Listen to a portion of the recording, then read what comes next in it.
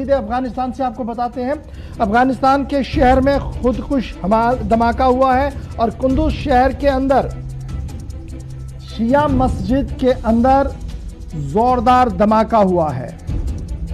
कारी सईद जो मिनिस्टर भी है, उन्होंने थोड़ी देर पहले इस ब्लास्ट की तस्दीक की है और सोशल मीडिया पर जो वीडियो है, ये देख लीजिए, ये जो वीडियो आप देख रहे हैं कि हर जगह पर लाशें ही लाशें हैं।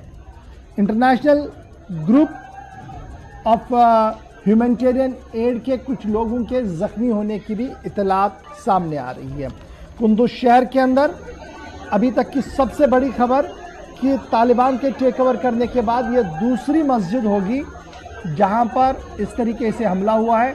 इससे पहले आपको याद होगा कि एक मस्जिद के अंदर धमाका करने की कोशिश की गई और वो मस्जिद ये वो वाला मामला था जब ज़बीउल्लाह मुजाहिद की वालिदा का चारून था और दुआया मजलिस हो रही थी। और आज रबीउल अव्वल के पहले जुम्मे के दिन जब लोग नमाज के लिए जा रहे थे तो अभी तक जो इतलात मौसूल हो रही है 30 लोगों के मारे जाने की खबर है, 100 से ज़्यादा लोग जख्मी हुए हैं।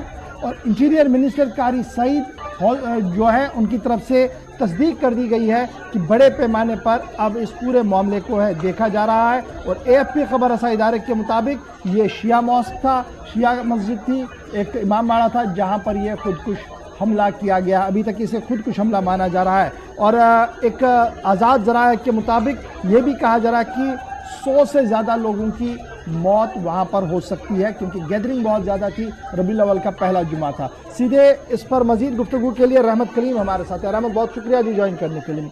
तालिबान के टेक ओवर के बाद ये दूसरा, मैं मानूं तो खुदकुश हमला है उस वक्त जब ये कहा गया कि एंटायर काम काज अब तालिबान ने ले लिया है। और तालिबान के इंटीरियर मिनिस्टर फॉर डिफेंस की बात करें, होम मिनिस्टर की बात करें तो माना जा रहा है कि वो जी इन सब मामलात को लेकर काफ़ी वायलेंट है, वो काफ़ी इन मामलात को बर्दाश्त नहीं कर पाते हैं। लेकिन लगातार अब हर जुमे को धमाके हो रहे हैं, याद पाकिस्तान की ताज़ा हो रही है। जी देखिए, बिल्कुल सिर्फ पाकिस्तान की ही याद ताज़ा नहीं हो रही बल्कि 90s की भी याद ताज़ा हो रही है जब तालिबान अफगानिस्तान में जो तस्वीर बना रहा था या पुरानी जो तस्वीरें थी वो तस्वीरें फिर से देखने को मिल रही है। जो हम सोच रहे थे या खबरें ऐसे मुसलसल आ रही थी कि हर हफ्ते अफगानिस्तान के किसी न किसी शहर में धमाके होते थे। तालिबान के काबिज होने के बाद, तालिबान की सरकार में आने के बाद ये कयास आराइयाँ लगाई जा रही थी कि शायद अब ये सिलसिला थम जाएगा, बम बारूद की आवाज़ें थम जाएंगी। लेकिन ऐसा होता हुआ दिखाई नहीं दे रहा है क्योंकि ऐसा कोई भी हफ्ता जाता हुआ दिखाई नहीं दे रहा। जब से तालिबान ने कब्जा किया है तब से हर हफ्ते कहीं ना कहीं मस्जिद के बाहर, मस्जिद के अंदर या फिर किसी न किसी तकरीब के दौरान भीड़ को खासतौर से निशाना बनाया जा रहा है और उसमें जाने न जा रही हूं। आज कुंदुज शहर, हालांकि तालिबान के कब्जे के बाद कुंदुज शहर में यह पहला धमाका है जब शिया मस्जिद को नमाज जुमा के दौरान हमला किया गया और खुदकश हमला था।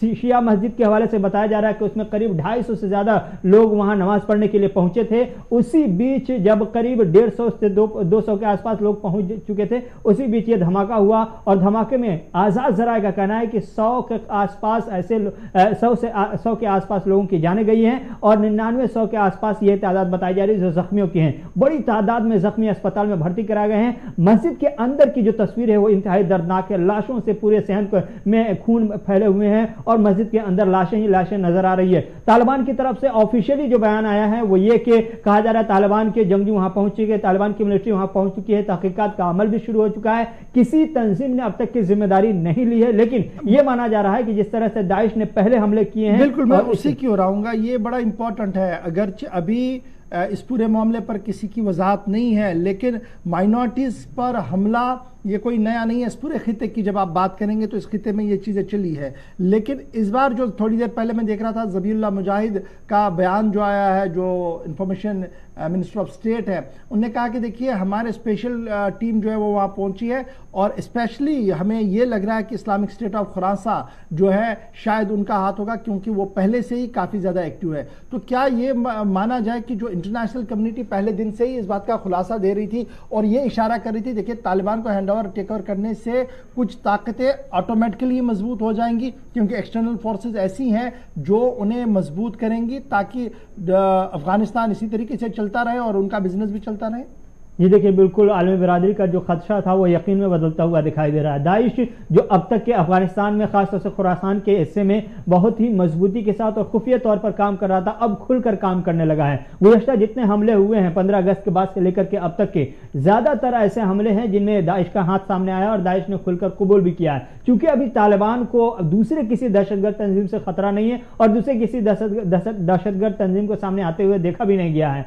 पंजशीर का मामला अभी दबा हुआ है, लेकिन सबसे ज्यादा मामला जो हावी होता हुआ दिखाई दे रहा है वो दाइश का है। और जो आलमी बिरादरी ने, अमेरिका ने भी, हिंदुस्तान ने भी ये कहा था कि आने वाले दिनों में अफगानिस्तान के लिए, तालिबान के लिए दाइश बड़ा खतरा हो सकता है। और सिर्फ अफगानिस्तान ही के लिए नहीं, बल्कि जब अफगानिस्तान में दाइश मजबूत हो जाएगा तो फिर ये दुनिया के लिए एक बड़ा खतरा बन सकता है। तो अब धीरे धीरे ये मजबूत होता हुआ दिखाई दे रहा है। उसकी मजबूती के सबूत में आज 100 लोगों की जाने गई है, मस्जिद के अंदर खुदकश धमाका हुआ है। तो ये तालिबान के लिए अपने आप में इस वक्त का सबसे बड़ा चैलेंज, आलमी बिरादरी से रिश्ते बहाल करने से पहले वाला चैलेंज ये है कि वो दाइश को किस तरह से काउंटर करे और दाइश को किस तरह से ठिकाने लगाए। इसके लिए गुज़श्ता दिनों जो हमला हुआ था उसको लेकर के बयान आया था कि हमने जो अभी कार्रवाई की थी, दाइश के ठिकाने पर हमले किए थे और नतीजे में 3 लोग मारे थे। तो अब देखना यह है कि क्या फिर से जो खुरासान का हिस्सा है जहां पर दाइश सरगर्म है, क्या खुलकर खुरासान को निशाना बनाया जाता है और क्या इस हमले के बाद जवाबी कार्रवाई की जाती है और निशाना बनाया जाता है, यह देखने वाली बात होगी। चलिए।